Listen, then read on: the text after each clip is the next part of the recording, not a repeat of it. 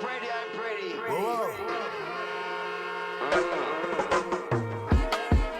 Power greetings, family. Black Power.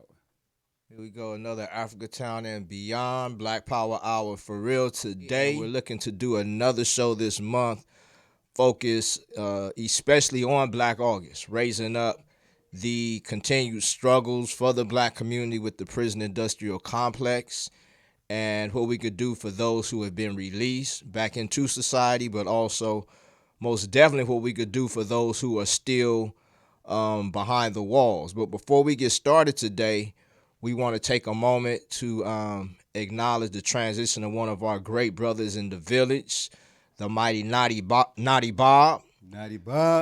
Made his transition last weekend. We heard up at the Reggae on the River event. But Natty Bob has been a long time staple throughout the Crenshaw district and the Africa Town community especially. And a supporter of Africa Town Coalition. Look at that shirt, y'all. That's right. And the whole idea of claiming our village as our Africa Town. That's right. But Natty Bob has been a strong presence in our community for decades. Wisdom. Unfortunately, too often when things like this happen, you learn from a lot of other people, their experiences about an individual or other things individuals were involved in. So we're looking to possibly have some folks who were close to Natty Bob with us later on this month when we come back. But like I was saying today, in addition to addressing our regular Africa Town business, we also want to raise up Black August. But first, I was saying we had some comrades who went over to an event. Can you share with the folks why they went over there and what was happening over there? Yeah, they went over to an event that was being held by Isaac Bryant, Sade Elawari, and a few other people. And apparently it was supposed to be for some emergency response, so like if the lights went out as a result of Hurricane, Hillary, that they would have a strategy, And so as we look at that, we went over there because one, we're fighting that reparations battle, right? And the California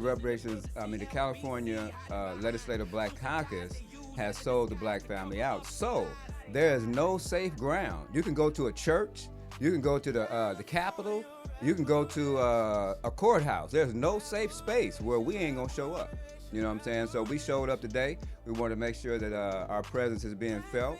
And we also want to acknowledge the fact that, the Africa Town Coalition is like this model that they're using right now. We're not hating nothing about it, but the model that they're using right now, we sort of like developed that model here in LA. Helping out the homeless, especially during Hurricane Hillary. Yeah, so I just want to throw that out. Yeah, and I think one of the things that has really exposed the negligence in the relationship between our communities and the Black misleadership class, back in June, they began what a lot of folks are referring to as the ICE raids.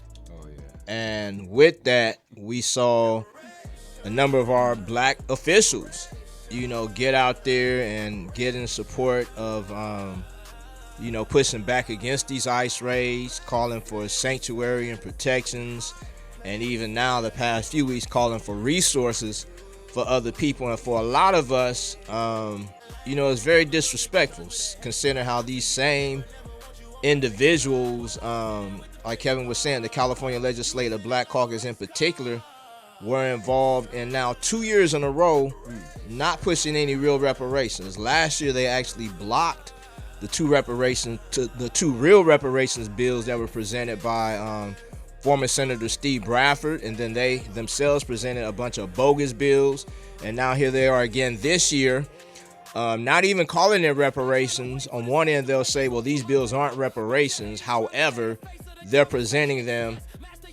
in the effort of getting reparations. So it makes absolutely no sense, but it's disrespectful when you see they're calling for ICE to stand down on immigrants, but yet we just had Brother June shot and killed by the LAPD right here on Crenshaw and Hyde Park. And where we saw Mayor Bass run out to stop ICE, Mayor Bass has control of the LAPD. and she's not running out telling LAPD to stand down with all this killing they're doing to black people. You see now they're reaching out to different philanthropists and other organizations to get funding for immigrants. But again, we've been having black people pushed out of their homes and dying on these sidewalks for growing on 2 decades now. You know, we've had people pushed out of the city in large numbers since this new millennium. And I just want to say something real quick too, because our misleaders have placed other ethnic groups above the black family. You know what I'm saying? That's exactly what they've done. And a lot of I know this is not the platform to really talk about the whole immigration thing, but a lot of the politicians have been complicit in this whole strategy to undermine the black family nationwide. And what I think black people need to start speaking about, because we talk about it amongst ourselves all the time. We talk about how we ain't got no jobs. We talk about every time we go into a McDonald's, ain't nothing but Mexicans in there. We can go to I don't know, most businesses you can go to, and there's nothing Mexicans there, right? So our thing is that we want to focus on those shady politicians that give these resources to other ethnic groups when they could have been giving those resources to us. We've had people who have died on the streets of LA here right now. Where were the philanthropists when we wanted to launch, our homeless initiative to get like hundreds of people off the streets? Where were the philanthropists then? Where was the mayor then when we wanted to do that? But we can give money to illegal aliens, and I had to put that in there because we was having a conversation with a friend of mine, right? And I like to say what the black folks are saying. What the black folks are saying. What the black folks are saying is that we have been stabbed in the back by the Mexican/illegal immigrant community, and our politicians is like doing some of that stabbing. And so we need to recognize the fact that our politicians is, they helping to kill us. We 8% of the population here in LA right now, 8%.